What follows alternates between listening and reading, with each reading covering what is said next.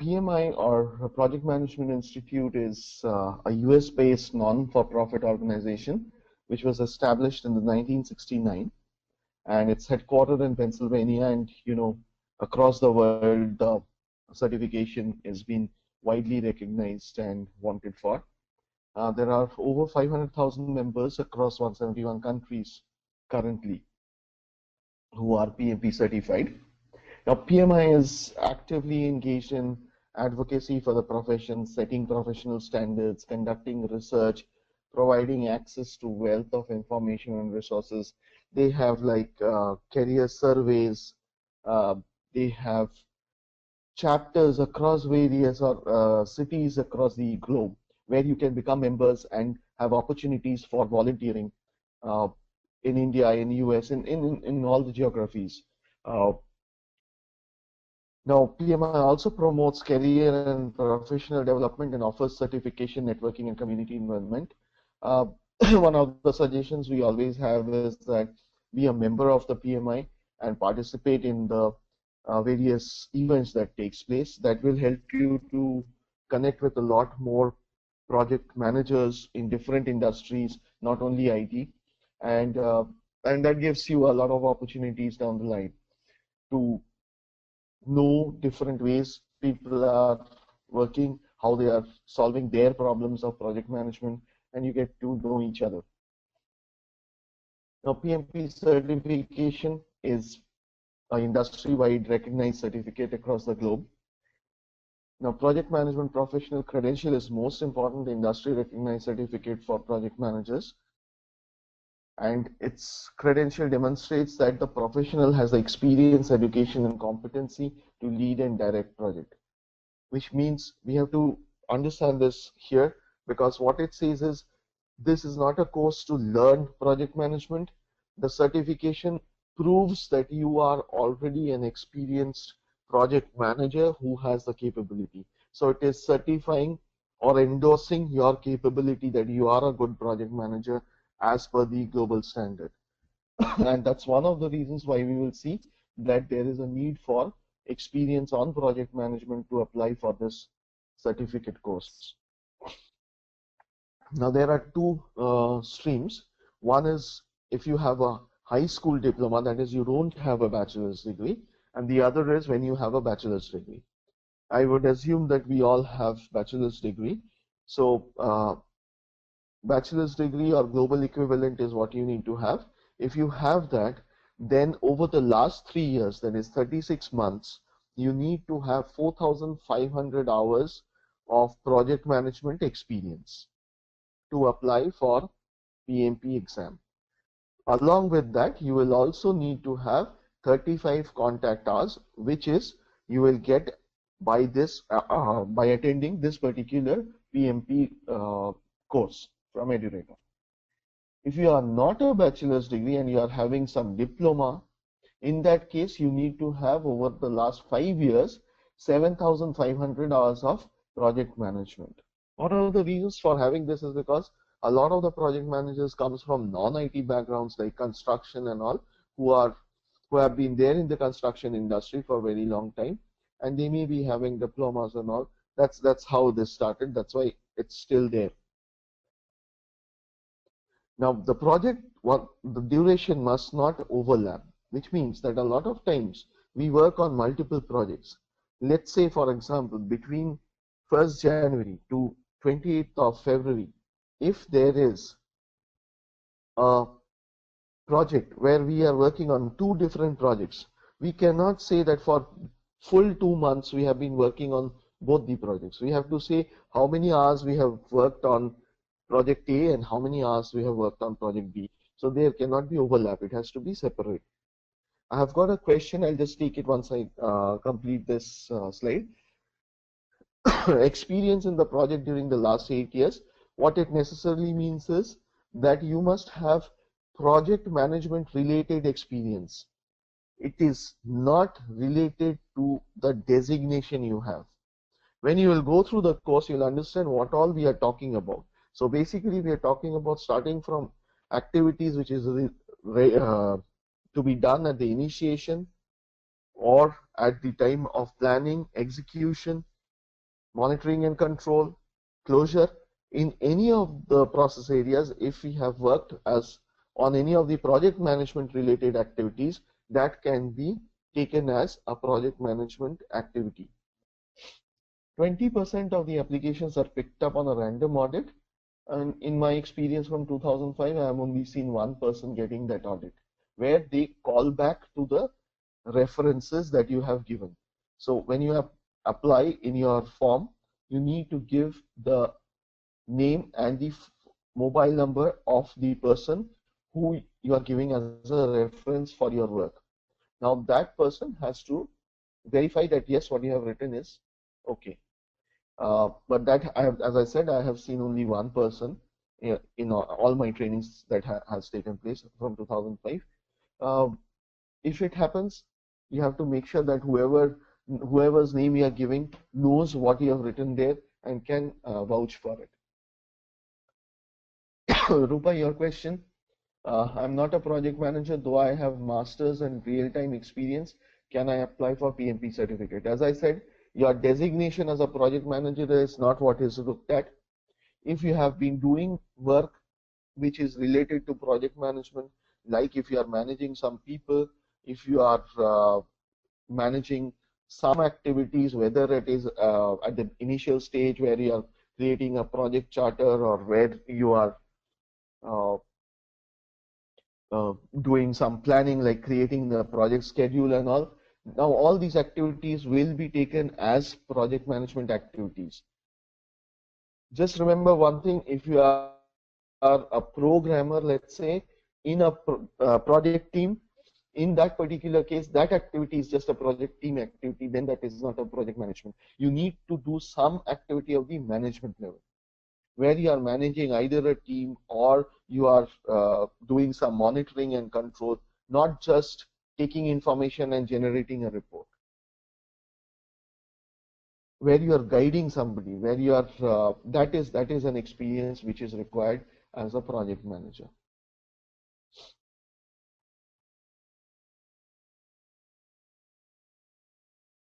Does that answer your question, Rupa? So if you have any specific questions, you can always send a mail to Edureka and we will try to answer that, giving your specific situations, what activities you have done. Now let's take, being a demo class, let's take one area of these studies and see how we go ahead. So the first chapter is about the basic concepts, and obviously this project management, so we are talking about what is a project. The PMI definition is a project is a temporary endeavor undertaken to create a unique product, service, or result. So the first thing is a project has to be a temporary endeavor. That means it has to have a definite start date and an end date. So a software project, we have a definite endeavor. We have a start date when we start doing the project. We have an end date by which we need to complete and implement the project. And it creates a unique product, that is your software that you will be implementing. It can be a service, like if you are doing a ERP implementation. The service is configuring the tool and training and handing it over to the customer. Now what is a result? We have seen product, we have seen service. So what is a result? In some cases, we are called as mainly on a consulting engagement, where we have to only give a feasibility study report. Now that report becomes a result. That is not a product, that is not a service. It is a result. If in our day-to-day lives, we also see our children doing projects at school, which has a definite start, definite end. We plan our vacation and we go for our vacation. The vacation itself is a project, and we need to understand progressive elaboration. That is, at the beginning of the project, we know or we have an overall idea about what we want, the scope of the project. But gradually, as we start getting into the project, we know more and more about it, and accordingly we have to change our design, our development based on the overall scope that we have already defined. We are not talking about the commercial aspects, because for that we'll need to look at the change management and other areas, which we will see when we are into the details of the different knowledge areas. Any questions so far?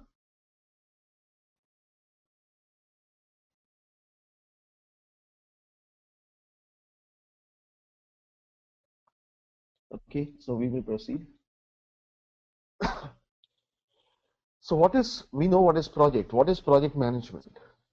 Now, project management is applying the combination of knowledge which you will get in the course, the skills, that is your experience that you have gathered, the tools and techniques which you use and what you will learn more during the course, to the project activities to meet the project requirements. So this is the application of the skills, knowledge and tools and techniques for meeting the project requirement. Now, project management requires or has a lot of generic management skills, a lot of general management skills like negotiation, conflict management, people management. All these are part of general management skills which is required on a day-to-day life of a project manager. Now, one thing I would like to just add at this point of time, based on my experience of my students, is that one of the problems that we face during the exams is we start thinking in terms of what we do in our offices, in our organization. When you come to this course, when you are sitting for the exam, do not think of what you do in your office, how you do it, because that might lead you to a wrong answer. You have to think only from the perspective as specified in the PMBOK, as specified or as I will specify during the class. It is very, very important for you to understand this and be conscious about it. Most of the time, if you start thinking and comparing with what you do in the office, is where you will get your answers wrong.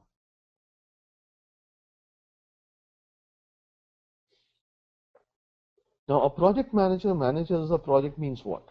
He has to balance various constraints or competing demands to ensure that the success of the project is achieved. The only objective of the project manager is successfully completing the project. And when we say successfully completing, what does it mean? It means that balancing the competing factors like scope, time, cost, quality. There are two other factors also which has been added, which is risk and resource. All these are constraints, all these are competing demands. All these requires the project manager's attention to manage that in a proper manner. There will be a scope which is defined. When we start doing the things, we might find that there is more things coming up. We need to change through a proper change management procedure. There is a schedule. If there is an increase in the scope, it will impact either or in both cases, I mean in both, like time and cost both. Now we have to balance those through proper change management practices, or see if that scope is actually required or not. We have to ensure that the product that is delivered, the service that is delivered is as per the expectation. When we see quality does not mean something different. Quality means that you give what you have agreed upon. Resources. We don't always find all the resources as we want. We need many experienced resources, but we get some experienced resource in a team, we get some freshers, but we have to manage with that, give them the necessary training that is required to make them productive. It is project manager's responsibility to take care of those things.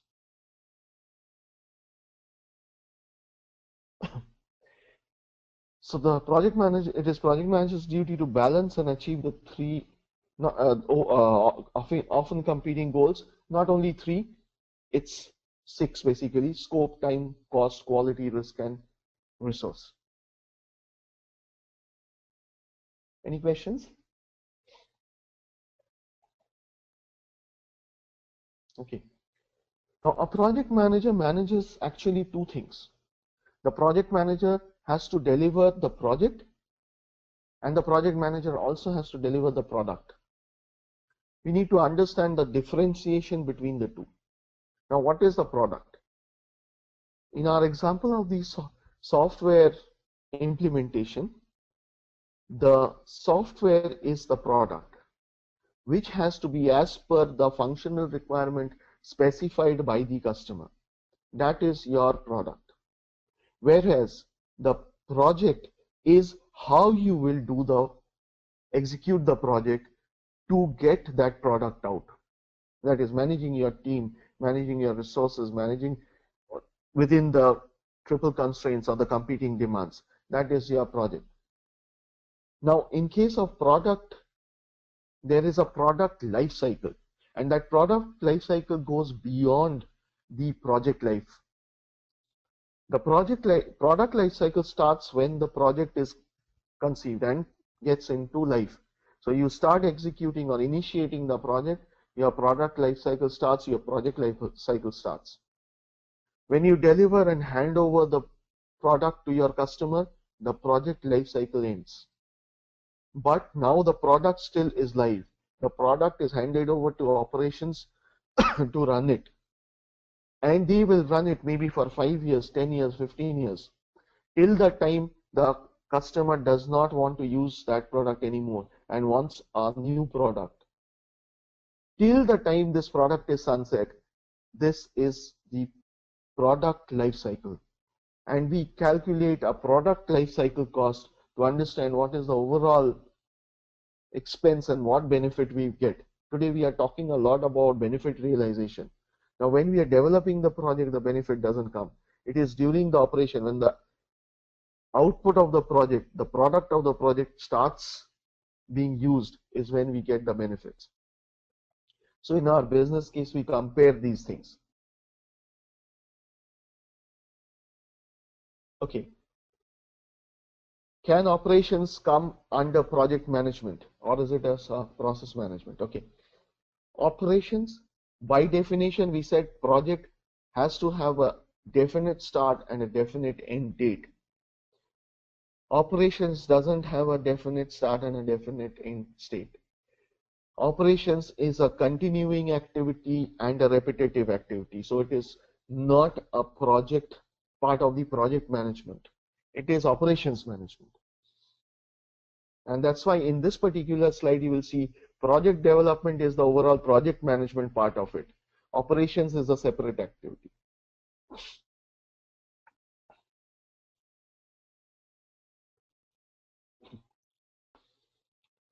So there are 47 project management processes in the 5th edition of the PMBOK, which is currently running. And these 47 processes are spread across 5 process groups. And the 5 process groups are initiation, planning, execution, monitoring and control, and closing. So these you can also say as the 5 phases of a project. You initiate a project where you say that yes, this project is now going to happen. You assign a project manager, you create a project charter, and take it forward from there. Once you do it, the next thing that we need to do is plan. So we decide that, okay, we will go for a Europe vacation. And we decide on it. And we say, okay, we will have this much of fund for this vacation. That is initiation. Planning is where we start talking to the agents, to the travel agents, to the hotels, and plan out where all we will want to go, where we will do what, how many days we stay, and plan out how we go by flight, by train, whatever. All those is at the planning stage. Execution is when we are actually going and doing the work, or where we are on vacation, where we have bought the tickets, where we are now traveling and we are moving around. You will always see that even in such cases, we go to a hotel, we don't like the hotel, maybe we change the hotel, the location is not good, or we plan to go in train, but we find that it is better to go by car to certain destinations. We plan to visit particular places, but instead we heard that it is better to go to some other castle or something. We plan that. Now that is progressive elaboration, where on a regular basis we get to know more about the place, about the work, and we make changes to our plans. Now, when we are doing all this, there needs to be a control, a monitoring and control. So the parent will always, the father will always be doing the monitoring and control to ensure that you don't spend money more than what was planned. And finally, once it is done, we close. We pay back all the agents, we pay all the uh, vendors with whom we have interacted, like hotels, car, whatever it is, and we come back, put our photos in the album, put it on the Facebook and all those. That is closing.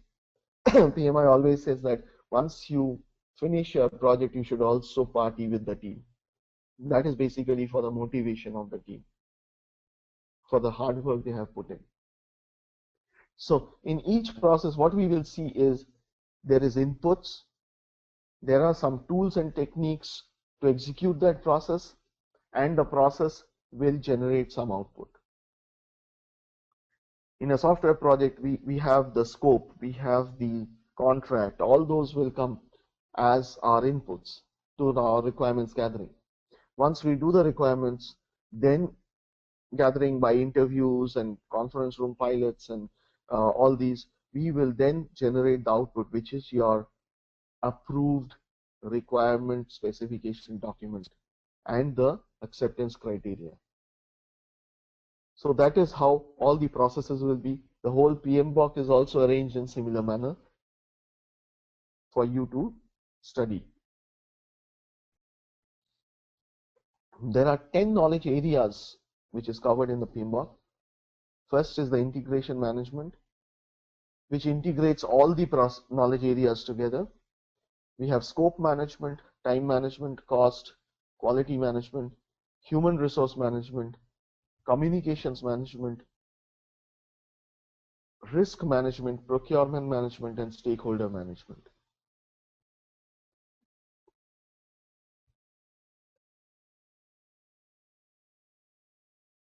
So PMBOK, there's a question from Rupa. What does the PMBOK stands for?